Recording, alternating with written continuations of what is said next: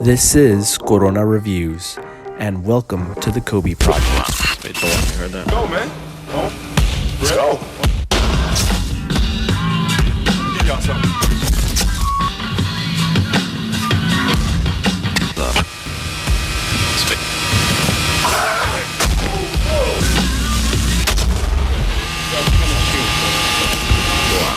Go on, you heard that?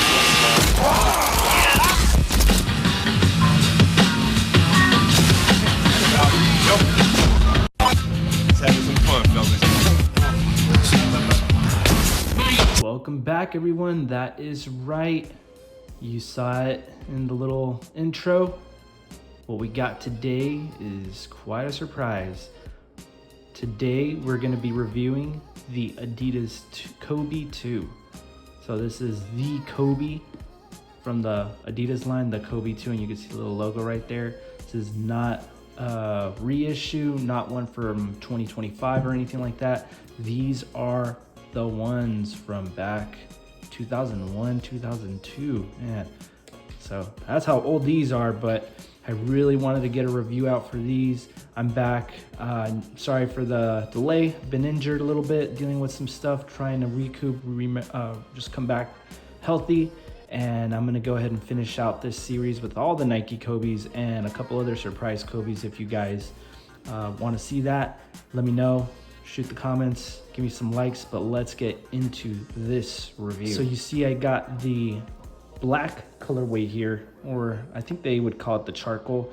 Yes, I did break these reviewing them for you guys, so I hope you'll enjoy this. But these are old, man. They still held up though. This is the shell toe part of the shoe that pays homage to Adidas shell toe heritage. Of course, you got the Kobe with Kobe silhouette in the back there. But I hooped in these too for a good while, I mean, until they broke. And then I also hooped in these right here, the Stormtrooper whites. So as continuation from the Adidas Kobe, the first one with Adidas, they kept this monotone white color. But man, these were actually very surprising. You're gonna be surprised. You might be surprised to see how these actually fared. So I know I was. But on the inside here, you also have Kobe's silhouette right in there. If you could see that there. You got some metal laces, and then the actual tongue here has a nifty little system here to lock you in. The little speckled black Adidas logo. Getting into a little bit of history about the shoe. So the shoe continued the design inspiration from the Audi TT Roadster and was also designed by the Adidas Kobe 2 Adidas Kobe 1 designer Eric Lund Nielsen. He designed these as well, and I think I read somewhere where due to Kobe's global popularity, growing up in Italy and just being very creative as we know he is at that time, they wanted to really explore those avenues and just went a little bonkers, I think, as far as the artsiness or how far they wanted to push that out there type of creativity. I can vividly remember seeing these on the court, seeing these on the ads, and just me and my sister saw these on Kobe. We loved Kobe and we still do, but man, we saw these and we just thought, Kobe, why are you wearing bags that look like they're inflated? Literal like moon shoes or toasters. So I guess maybe the joke is on me now because I really love these, and I think that's really because of nostalgia purposes. But the performance of these is something else outside of just the looks. So the looks, not too much to talk about either. I already talked about a little bit of the design here, but you got the Adidas 3 stripes right through there on the inside and outside of the little planter area, little arch area. Then you got the Adidas logo here on the bottom as well. Herringbone traction pattern. And just the material here, it's just like a, I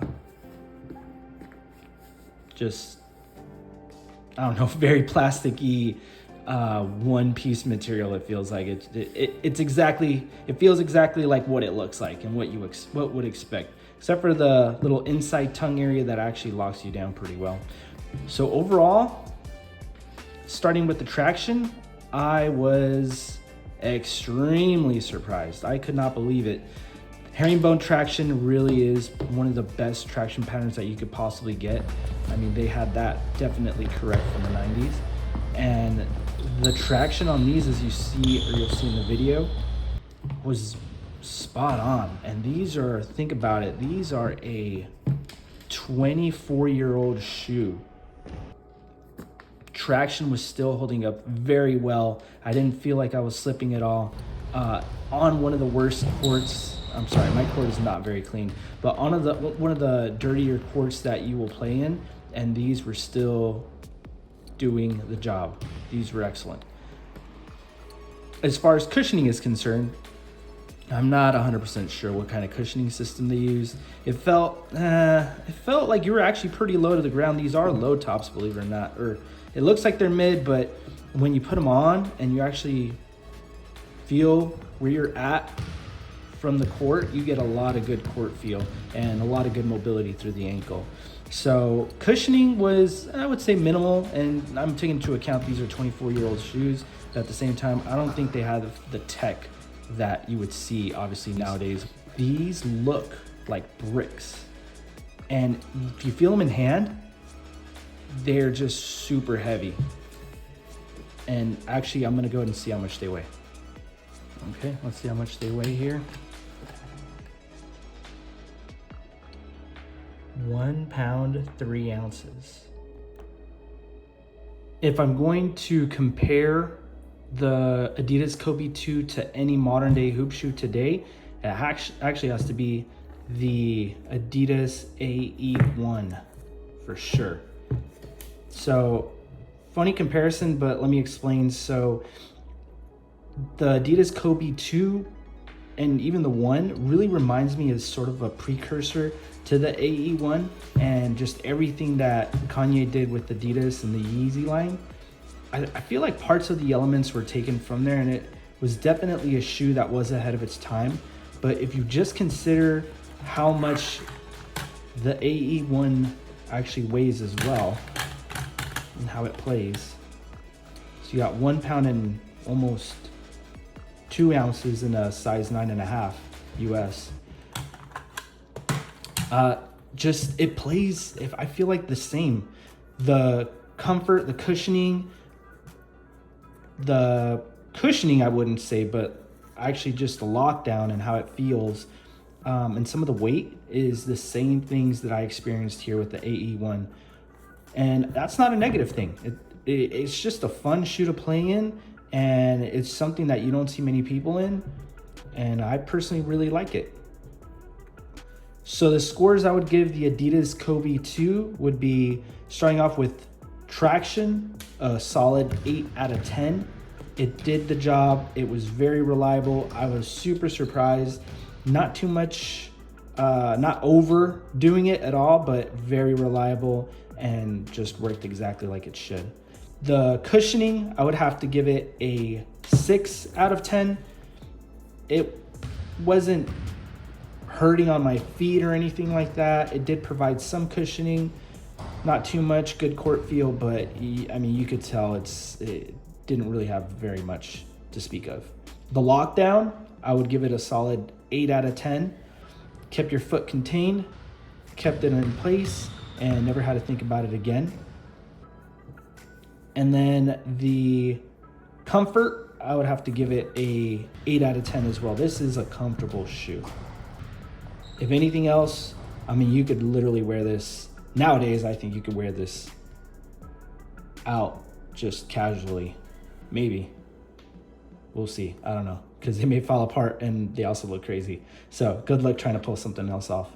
But this is just a shoe from my nostalgia that I truly, truly love. And just based on nostalgia alone, this is one of my favorite shoes and one that I had just immense happiness playing in. And I'm looking forward to the new ones coming out here this month in February. And if you guys want me to review that one, drop it in the comments. Give me some likes. I would appreciate that. It really helps the channel to keep going. I'm going to continue this series. I would like to do more now that I'm ready to hit the court. And oh yeah, let me know what you think. Are you guys gonna get it? Would you guys wear this shoe? What do you think overall about the design, and did anything surprise you from this review?